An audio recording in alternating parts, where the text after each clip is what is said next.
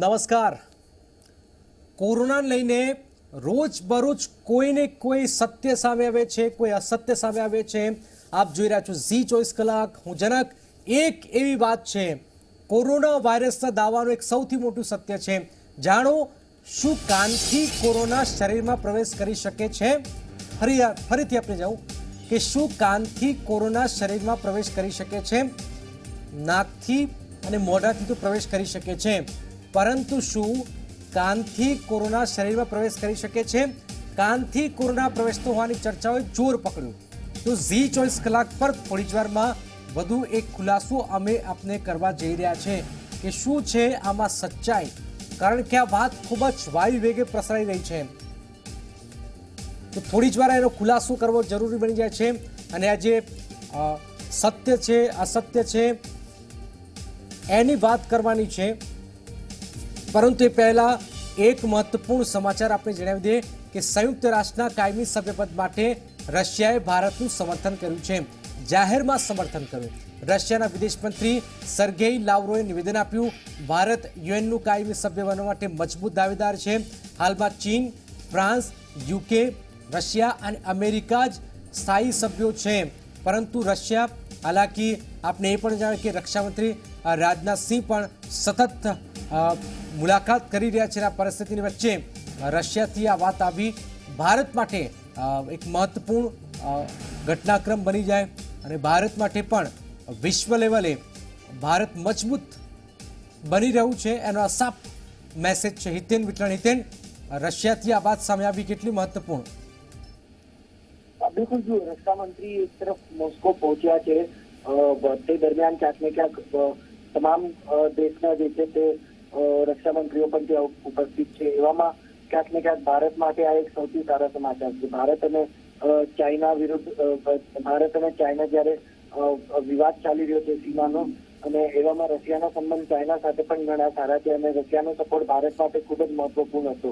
યુએનએસસીમાં ભારતના પરમનન્ટ સદસ્ય પદ માટે રશિયાનો સપોર્ટ જે છે તે ખૂબ જ મહત્વપૂર્ણ હતો, કારણ કે ચાઇના જે છે તે લગાતાર વિરોધ કરી રહ્યું હતું ભારત માટે. અને એવામાં રશિયા તરફથી જયારે આ સંદેશ આવી રહ્યો છે કે તે ભારતને પૂર્ણપણે સપોર્ટ કરશે, તે ભારત સાથે છે જે વિવાદ ચાઇના સાથે બોર્ડર સીમાનો જે વિવાદ ચાલી રહ્યો છે તે વિવાદમાં પણ રશિયા જે છે તે ભારતના પક્ષમાં જ ઉભો રહેશે. તે આ પ્રકારનો મેસેજ જે છે તે ક્યાંક ને ક્યાંક ચાઇનાને આવા સમયે જવો તે ચાઇનાનું વધુ મોરલ જે છે તે ડાઉન કરતો આ એક મેસેજ છે અને ભારત માટે ખૂબ સારા સમાચાર છે. હાલાકી એક તરફ મોસ્કોમાં આજે રાત્રે એક બેઠક થવાની છે તમામ દેશના રક્ષામંત્રીઓની.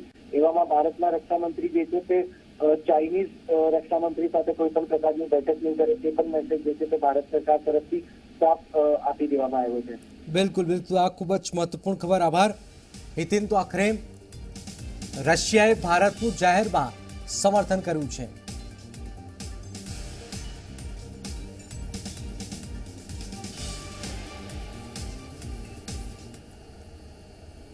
બનાસકાંઠામાં પાલનપુર કલેક્ટર કચેરીના કર્મચારીઓ દંડાયા છે. માસ્ક ન પહેરનારા 37 મહેસૂલી કર્મચારીઓ દંડાયા છે.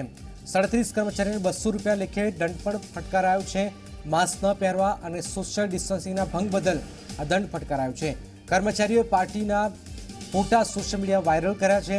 કર્મચારીઓએ ખાનગી હોટલમાં પાર્ટી મનાવી હતી અને પછી તો આપ જોઈ શકો છો સરેઆમ ભંગ. અને સ્વાભાવિક છે કે એક ઉદાહરણ આપ્યું છે કે ભલે કોઈ પણ હોય, હાલાકી મંત્રી ખુદને 200 રૂપિયાનો દંડ જો સરકારે ભરાવતી હોય તો પછી કર્મચારીઓનો શું ગજવું? તો આપ જોઈ શકો છો નિયમો, ફોટો પડાવવા માટે પણ માસ્કની જરૂર તો છે જ. અલ્પેશ અમારી સાથે જોડે. અલ્પેશ, 37 કર્મચારીઓ 200 રૂપિયાનો દંડ અને એક મેસેજ છે કે ભાઈ કોઈ બી નહીં પહેરે, એ ભલે મોટો અધિકારી હશે, ભલે મહેસૂલમાં હશે, પણ દંડ તો થશે. અલ્કેશ, વાત કરવામાં આવે તો જે રીતે કોરોનાનો ભય છે તેને લઈને સરકાર દ્વારા તેમજ ખાસ કરીને બનાસકાંઠા જિલ્લા કલેક્ટર દ્વારા કડક રીતે તેનો અમલ થાય તે માટેના આદેશો આપવામાં આવે છે. મહત્વની વાત એ છે કે દરેક વ્યક્તિએ માસ્ક ફરજિયાત પહેરવાના નિયમો બનાવવામાં આવે છે. ત્યારે પાલનપુર કલેક્ટર કચેરીના 37 જેટલા મહેસૂલી કર્મચારીઓ હતા તે ખાનગી હોટલમાં એક બચત મંડળીની શરૂઆત માટે એકઠા થયા હતા, પરંતુ જે જવાબદાર મહેસૂલ અધિકારીઓ તેમજ જે કર્મચારીઓ છે તેમને માસ્ક નહોતો પહેર્યો, તેમજ સોશિયલ ડિસ્ટન્સ પણ નથી રાખ્યું, જેના કારણે તેઓએ ત્યારબાદ મિટિંગ બાદ એક ફોટો હતો તે સોશિયલ મીડિયામાં વાયરલ કર્યો હતો, જેને લઈને બનાસકાંઠાના જે કલેક્ટર છે તેમને આ તમામ જે 37 કર્મચારીઓ છે તેમને 200 રૂપિયા લેખે દંડ ફટકાર્યો છે, જેને લઈને ક્યાંક ને ક્યાંક જે કર્મચારીઓ છે તે માસ્ક નથી પહેરતા તેમાં કપડાટ આપી જવા પામી છે. બિલકુલ બિલકુલ, આ ખૂબ જ મહત્વપૂર્ણ ખબર. માસ્ક ન પહેરનારા 37 મહેસૂલી કર્મચારીઓ દંડાયા છે અને મેસેજ આપવાનો પ્રયત્ન કર્યો છે કે તમામ લોકોએ નિયમનું પાલન તો કરવાનું છે. એ ભલે કર્મચારીઓ હોય, ઓફિસની અંદર હોય, પરંતુ ગુજરાતના પૂર્વ એડીજીપીનું કોરોનાના કારણે નિધન થયું છે. ગુજરાતના પૂર્વ એડીજીપી એઆઈ સૈયદજીનું નિધન થયું છે. કોરોના લીધે એઆઈ સૈયદનું નિધન થયું છે. ભાજપના નેતા પણ હતા એઆઈ સૈયદ. તો વધુ એક ઓફિસરનું નિધન થયું છે કોરોનાના કારણે.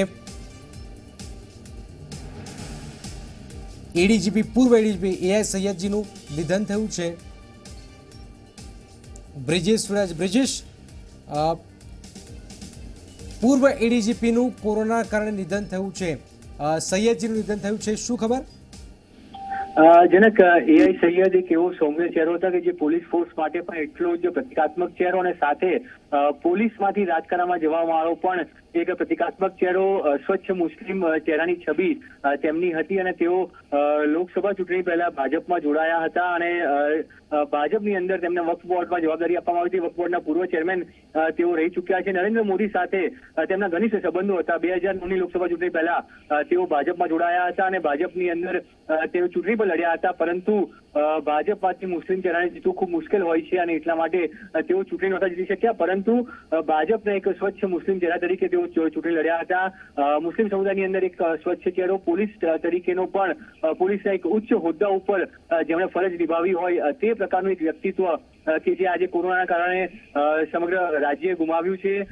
રાજકીય રીતે પણ તેઓ સફળ રહ્યા હતા, પોલીસ તરીકે પણ તેમની સેવાઓ સફળ રહી હતી અને તમામ પોલીસ કર્મીઓ હંમેશા તેમના વખાણ કરતા હતા. કોઈ પણ નાના કર્મચારીથી લઈ અને ઉચ્ચ હોદ્દા ધરાવતા પોલીસ કર્મી સુધી તેમનો સંબંધ ખૂબ જળવાયેલો હતો. એટલે એક સ્વચ્છ ચહેરાવાળા રાજકારણી જે છે રાજ્ય ગુમાવ્યા છે. તેઓ પોલીસ બેડામાંથી રાજકારણમાં આવ્યા અને સફળ થયા. તેઓ લગભગ ખૂબ ગણતરીના કિસ્સાઓ બન્યા છે અને તેમાંનો આ એક કિસ્સો હતો કે મુસ્લિમ ચહેરો ભાજપમાં આવી અને રાજકારણ કરે અને સફળ પણ થાય તે પ્રકારનું એક વ્યક્તિત્વ હતું અને તે પૂર્વ એડીજીપી તરીકે પણ સેવાઓ બજાવી ચૂક્યા છે. નરેન્દ્ર મોદી સાથે તેમના ખૂબ સારા સંબંધો હતા અને નરેન્દ્ર મોદીએ તેમને પોલીસની નોકરી મુકાવી અને ભાજપની અંદર જોઈન કર્યા હતા. એટલે ખૂબ મહત્વનો હોદ્દો પણ તેમને આપવામાં આવ્યો હતો. એટલે એ રીતે જોવા જઈએ તો એ ખૂબ જાણીતો ચહેરો ભાજપે ગુમાવ્યો અને ગુજરાતે પણ ગુમાવ્યો. જી બિલકુલ બિલકુલ, આ ખૂબ જ મહત્વપૂર્ણ ખબર. આભાર બ્રિજેશ. પૂર્વ એડીજીપી એઆઈ સૈયદજીનું કોરોનાના કારણે નિધન થયું છે, ઇન્તિકાલ થયેલ છે.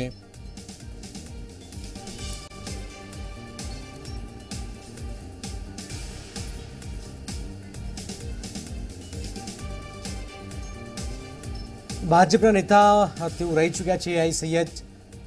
એક સ્વચ્છ ચહેરો એડીજીપી તરીકે તેમનું કારકિર્દી રહી છે અને કોરોનાના કારણે તેમનું આ નિધન થયું છે. તો ગુજરાતના પૂર્વ એડીજીપી કોરોનાના કારણે નિધન થયું છે તેમનું. એઆઈ સૈયદજીનું કોરોનાના કારણે નિધન થયું છે.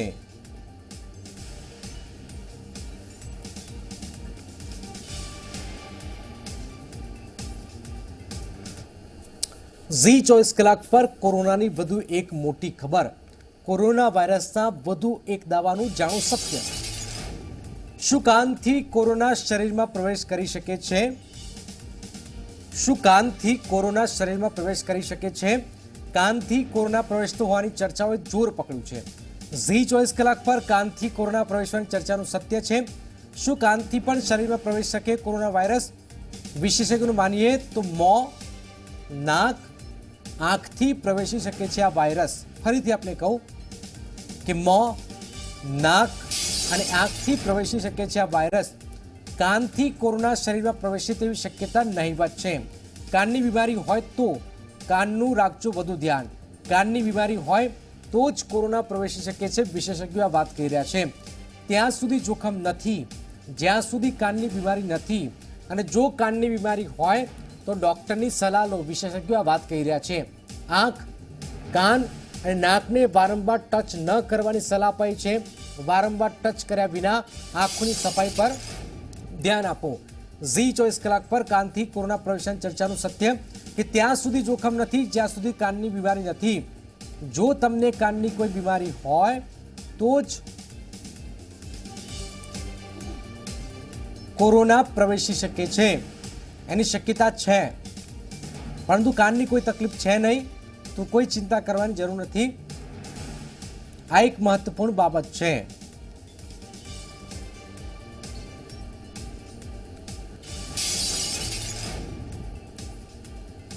તો જો કાનની બીમારી હોય તો ડોક્ટરની સલાહ લો. વિશેષજ્ઞો આ વાત કહી રહ્યા છે. કોરોના વાયરસના વધુ એક દાવાનું આ એક મહત્વપૂર્ણ સત્ય છે. કાનની બીમારી હોય તો જ કોરોના પ્રવેશી શકે છે, આ વિશેષજ્ઞો કહી રહ્યા છે. અને જો તમને કાનમાં કોઈ તકલીફ હોય તો ડોક્ટર્સની સલાહ પણ લેવાની જરૂર છે. અને કાનની આ બીમારી હોય તો કોરોના પ્રવેશી શકે છે. વિશેષજ્ઞો આ વાત કરી રહ્યા છે. ત્યાં સુધી જોખમ નથી જ્યાં સુધી કાનની બીમારી નથી. અને જો કાનની બીમારી હોય તો ડૉક્ટરની સલાહ પણ લેવાની વાત કહેવામાં આવી છે. આંખ, કાન અને નાકને વારંવાર ટચ ન કરવાની સલાહ પણ અપાઈ છે. વારંવાર ટચ કર્યા વિના જ આંખોની સફાઈ પર પણ ધ્યાન આપો. ઝી 24 કલાક પર કાનથી કોરોના પ્રવેશવાની આ ચર્ચાનું સત્ય છે. કારણ કે આ મેસેજ ખૂબ વાયરલ થઈ રહ્યો છે કે શું આંખ, નાક અને મોં, ખાસ કરી નાક અને મોંના વાટે આ વાયરસ ફેલાય છે, આપણે જાણીએ છીએ. પરંતુ કાનથી શું વાયરસ ફેલાય છે?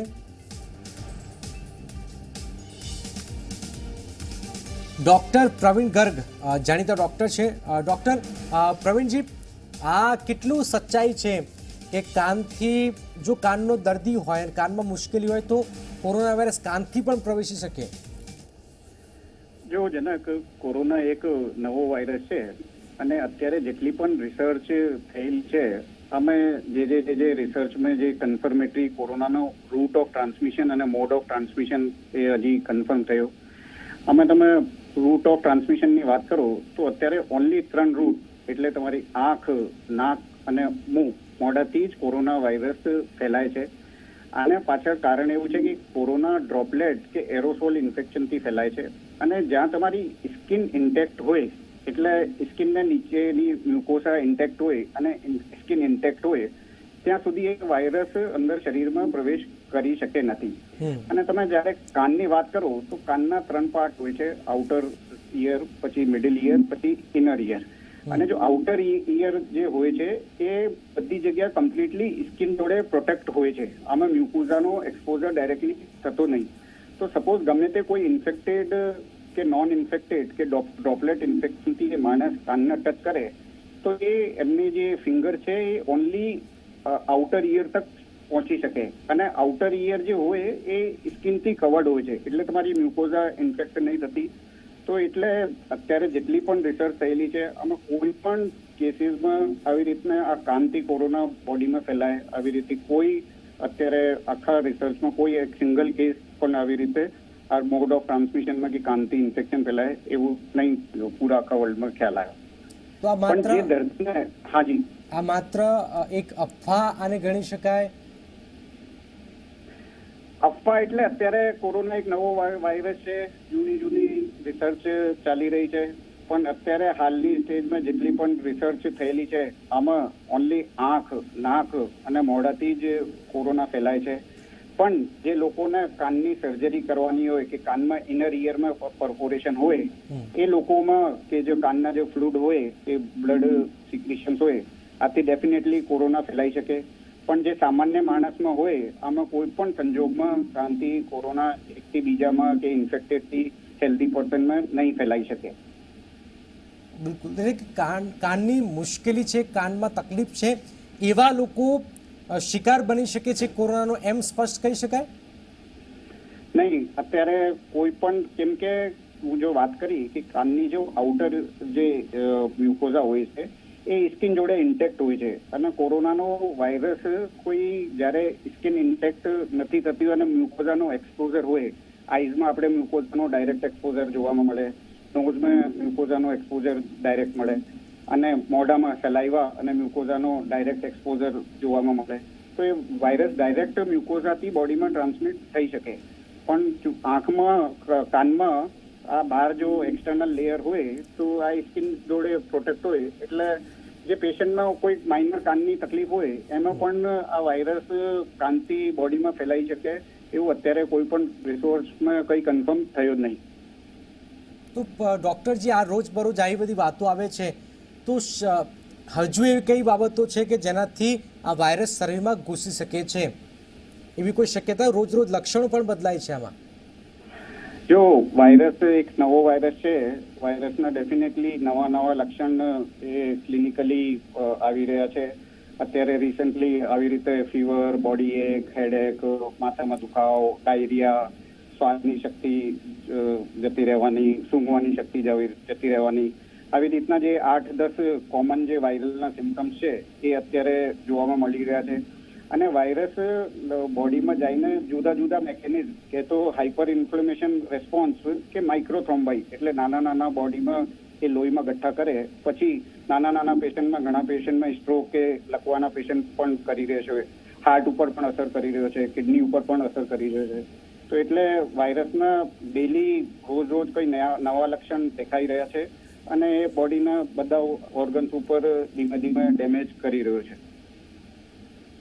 બિલકુલ બિલકુલ, ખૂબ ખૂબ આભાર ડૉક્ટર પ્રવીણ ગર્ગ, જેમણે ખૂબ જ મહત્વપૂર્ણ વાત કરી કે જે લોકો કોરોના લઈને રોજબરોજ કોઈને કોઈ માહિતી એવી આવે છે, કારણ કે લક્ષણો બદલાય છે, વારંવાર લક્ષણો બદલે છે અને કાનથી કોરોના પ્રવેશ થવાની ચર્ચાઓએ જોર પકડ્યું.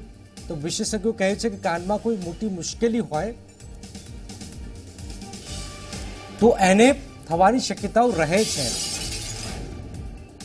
તો ઝી 24 કલાક પર કોરોનાની વધુ એક મોટી ખબર આવી અને અમે એ માહિતી જાણવાનો પ્રયત્ન કર્યો તો વધુ એક દાવાનું આ સત્ય પણ સામે આવી ગયું છે. જાણીતા ડૉક્ટર્સે કહ્યું કે શું કાનથી કોરોના શરીરમાં પ્રવેશ કરી શકે છે? કારણ કે રોજબરોજ કોઈને કોઈ લક્ષણો બદલાય છે. કાનથી કોરોના પ્રવેશતો હોવાની ચર્ચાઓએ ખૂબ જોર પકડ્યું અને આખરે આ વાયરસ પ્રવેશવાની ચર્ચાનું અમે સત્ય જાણ્યું. અને સત્ય જાણ્યા બાદ એક વાત તો ક્લિયર છે કે કાનમાં કોઈ મોટી મુશ્કેલી હોય તો ડૉક્ટર્સને પણ બતાવવાની જરૂર છે. કોરોના વાયરસના વધુ એક દાવાનું આ એક મોટું સત્ય હતું જે જાણવું પણ જરૂરી બની જાય છે.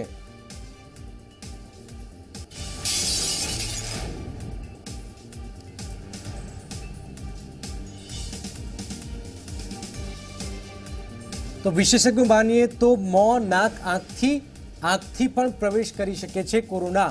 કાનથી કોરોના શરીરમાં પ્રવેશે તેવી શક્યતા લગભગ નહીવત છે, પરંતુ જો કાનની બીમારી હોય તો જ, મોટી બીમારી હોય અને ધ્યાન ન રાખો તો કાનથી કોરોના પ્રવેશી શકે છે, પણ શક્યતાઓ ખૂબ નહીવત છે.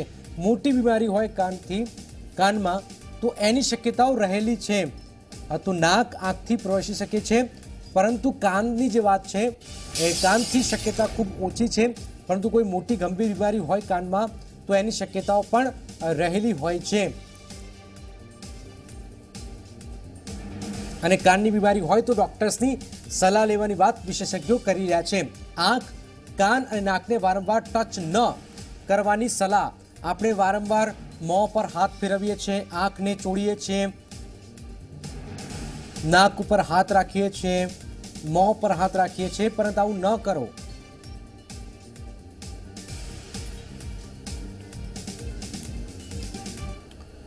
તો કોરોનાનો તો કહેર છે જ. 549 કેસ આજે નોંધાયા. 549 24 કલાકમાં હાલાકી 604 દર્દીઓએ માત પણ આપી છે અને 24 કલાકમાં 26 દર્દીઓના કોરોનાથી મૃત્યુ થયા છે. રાજ્યમાં કોરોનાના કુલ કેસ 28,429 થયા. રાજ્યમાં કોરોનાથી 1711 દર્દીઓના મૃત્યુ થયા છે. અમદાવાદમાં કોરોનાના નવા 235 કેસ નોંધાયા. સુરતમાં 175, વડોદરામાં 42, જામનગરમાં 12, ગાંધીનગરમાં 10. અમદાવાદમાં કોરોનાના કુલ કેસ 19,386 થયા છે. અત્યાર સુધીમાં કોરોનાને 20,521 દર્દીઓ હરાવ્યો છે. રાજ્યમાં દર કલાકે 22 લોકોને કોરોના થઈ રહ્યા છે. રાજ્યમાં દર કલાકે 25 લોકો સાજા થઈને ઘરે પણ જઈ રહ્યા છે.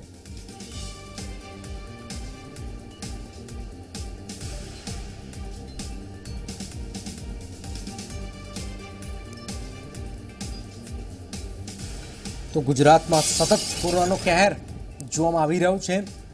અમદાવાદમાં સતત આંકડા વધી રહ્યા છે, રાજ્યમાં પણ આંકડા વધી રહ્યા છે. આ ચિંતાજનક રીતે રાજ્યમાં કોરોનાનો કહેર આગળ વધી રહ્યો છે. રોજ બરોજ 500નો આંકડો પણ પાર પહોંચી રહ્યો છે. કોરોનાના આંકડાઓ સતત વધી રહ્યા છે અને આજે પણ 500ને પાર કોરોનાના આંકડા પહોંચી ગયો છે. દારૂની પ્રવૃત્તિ રોકવા ગુજરાત પોલીસની ડ્રાઈવ છે. પોલીસ ડ્રાઈવ દરમિયાન કરોડોનો દારૂ પકડાયો છે. 15 દિવસમાં ગુજરાતમાં IMFL દારૂની રેડ થઈ. પોલીસે 2.95 કરોડનો દારૂ પકડાયો છે. સૌથી વધુ 682 કેસ અમદાવાદમાં, બનાસકાંઠામાં 70. પોલીસે 12,365 કેસ નોંધી 13.64 લાખનો મુદ્દામાલ પણ કબજે કર્યો છે. ભારતીય બનાવટનો આ વિદેશી દારૂ છે. મૌલિક 15 દિવસમાં દારૂ પકડાયો છે. લોકડાઉન ખુલ્યું અને એવું લાગે છે કે ગુજરાતમાં દારૂ પીવા માટે લોકો આતુર હોય અને એ રીતે આટલો દારૂ ક્યાંથી ઘુસાડાય છે. બિલકુલ જનક, જે રીતે વાત કરીએ ગુજરાત પોલીસ દ્વારા કરવામાં આવી છેલ્લા 15 દિવસની કાર્યવાહીની, તો દારૂની આ પ્રવૃત્તિ જે છે તેને ડામવા માટે ગુજરાતભરમાં અલગ અલગ જગ્યાએ ડ્રાઈવ કરવામાં આવી હતી અને આ ડ્રાઈવના પગલે કરોડો રૂપિયાનો જે દારૂ જે છે તે પોલીસે પકડી પાડ્યો છે. ખાસ કરી વાત કરીએ અમદાવાદ અને બનાસકાંઠામાં, જ્યાં સૌથી વધારે કેસો નોંધાયા છે દારૂ પકડવાના. અમદાવાદની વાત કરીએ તો અમદાવાદની અંદર ખાસ 682 કેસ જે મોટી માત્રા કહી શકાય તે પ્રમાણે વિદેશી દારૂ પકડવાના કેસો નોંધાયા છે. જ્યારે બનાસકાંઠામાં 70 કેસો નોંધાયા છે અને આંકડાકીય રકમની વાત કરીએ તો 2.95 લાખ રૂપિયાનો મોટી માત્રામાં દારૂ અત્યાર સુધી ગુજરાતભરમાં પકડવામાં આવે છે. બિલકુલ બિલકુલ, ખૂબ જ મહત્વપૂર્ણ ખબર છે. તો ગુજરાતમાં કોણ કહે છે કે દારૂ નથી પીવાતો? દારૂ કરોડો રૂપિયાનો પકડાય છે, હકીકત છે, સમજવાની જરૂર છે. કરોડો રૂપિયાનો દારૂ ક્યાંથી આવે છે? પીવાતો હોય તો જ દારૂ આવે એ હકીકત છે. રાજ્ય સહિત દેશ દુનિયાના સમાચાર માટે આપ જોતા રહો ઝી 24 કલાક.